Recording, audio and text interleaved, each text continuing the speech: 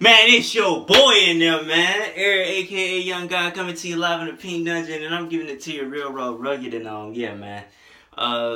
Big topic, man. Big tune, man. Big tune, big up one time. Big tune going on right now, and it's about drug use and drugs in general, in rap music. Now, I seen a post on KTT that inflicted me to make this. Some nigga named Mikey something.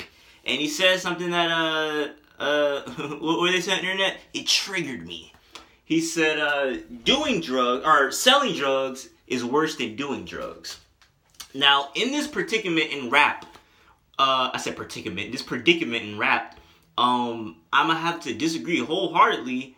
Both are not ideal, but the reason that a lot of these people are doing drugs and selling drugs are not completely their choice. Or not, I'm going to say not their choice, but it's completely not something that they want to do. Some of them, yes. I'm going to say a lot of them, no. Let me tell you why. So where do I start? Selling drugs. So, okay, majority of rappers are black. We know this is a dominated sport. It's almost like basketball or, football. You know what I'm saying? The best players are held up to the higher standards. 9 times out of 10 going to be black. You get the exceptions, you know what I'm saying? But you know what I'm saying? 9 out of 10 is a black dominated type thing. So these black people often come from hoods and they come from selling drugs. Now in their community, they are put in a predicament where they feel like they have to sell drugs. For example, I don't know. Like I made a video about this a couple days ago about a lot of young black people not having guidance. And a lot of them don't have guidance to the point where they don't know, hey, I probably shouldn't be doing this, but everybody else around me is doing this. It's a quick way to get some money. I'm just going to do it anyway. And they're not, strong-minded to the point where they can just be like, oh, no, I'm going to do this with my career or whatever. Because sometimes they just honestly can't.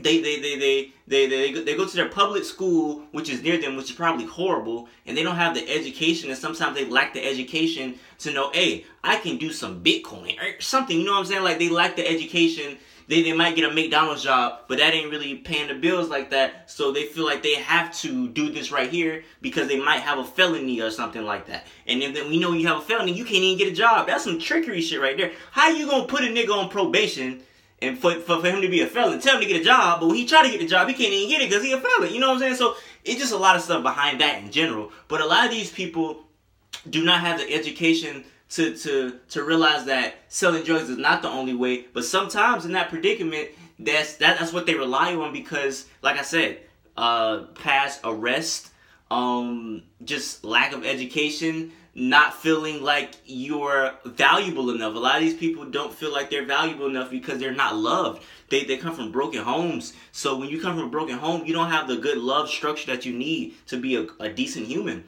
That's why a lot of them go to the streets, and their gang is their family. They get the love from their gang, and that's not the ideal love that you should get when you're growing up. You shouldn't be 13, and the person that shows you the most love is your big homie in the hood. You know what I'm saying? That's not. It should be your parents. It should be your grandmother, your grandfather, your auntie, your uncle. But they don't have that. A lot of their uncles are gang banging. Are they in the hood themselves? You know what I'm saying? So it's really just saddening me to see a nigga be like, oh, selling drugs, I'd rather them do drugs. But it's like this person here, 9 times out of 10, like a nigga like 21 Savage, I'm pretty sure, he basically explained at his Breakfast Club interview, he a smart nigga though. He got the intelligence, but he would just put in situations where he felt like he had to do that. A lot of them just need more education so they can understand how to better themselves. A lot of them get that education, get out of the hood, and success.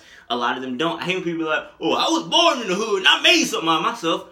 Whoop-de-doo, you're not everybody else. That person didn't have your mindset. Maybe you met somebody that sparked a change. Something easily could have happened. But you can't put your mindset on everybody because just because I don't do drugs, I'm not going to like kill you for doing drugs. Because first of all, I don't even know where you're at in your life. I don't know why you're doing the drugs. I can see if I know why. If you're trying to be cool, then yeah, I'm going to definitely roast you. But if like, if I don't know you or whatever, I don't know what's going on in your life. I'm not finna down you for anything because I don't know you.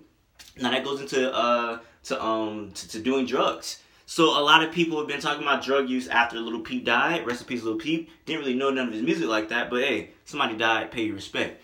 And it's really crazy for me to hear like now people get on Russ for talking about like downing like people doing drugs and whatnot. I don't know Russ. I don't know Russ' intentions. I'm not going to say anything bad about that young man. I would have to interview him, talk to him personally to see where his mind is at. I don't know. But the way that I feel about a lot of the drug use that's promoted, I'm going to say some of it's cringe and some of it I understand what's happening.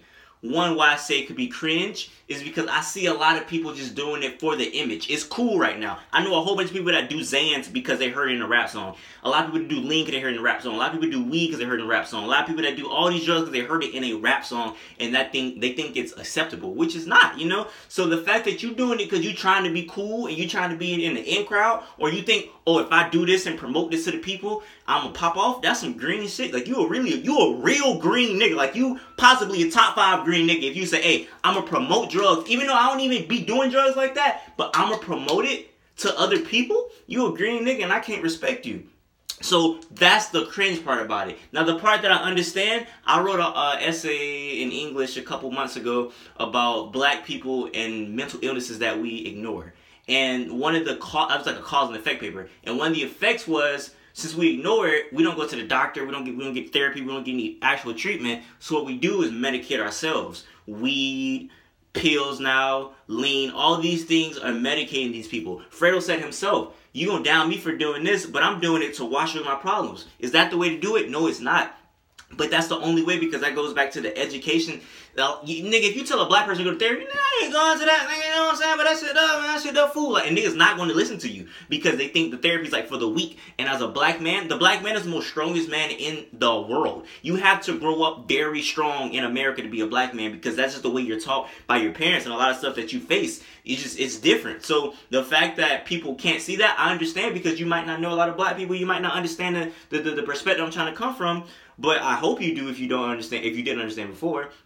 But it's just wild to me that people don't understand it, but I can understand. Like I said, not everybody had the same experience that I have. So when I look at a lot of people do these drugs, I'm like, I know why he doing this, because this nigga 12 years old and I lost 5 of his best friends. That don't even happen to a lot of niggas in Iraq. You know what I'm saying? Like, niggas lose more friends than a lot of troops do in Iraq. And that's crazy, bro. By the age of 12. Niggas lose 5 friends off top, bro, to the street violence. So the fact, bro, he don't know how to cope with that, because I go back to the broken family structure. You kind of lost, you know what I'm saying? You don't know who to go to. You don't know what to do. So you see your favorite rapper talking about smoking weed, doing this to get away from the pain. You gonna do it too, because that's the person you look up to almost.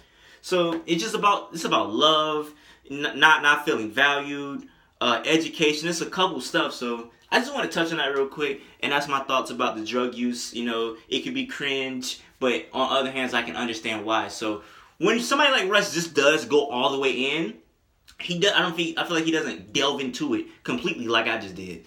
And it's hard to do on Twitter, but maybe he should make a video and just express how I just did, because I feel like if you give incoherent thoughts or incomplete thoughts, people are going to look at you weird. So, yeah.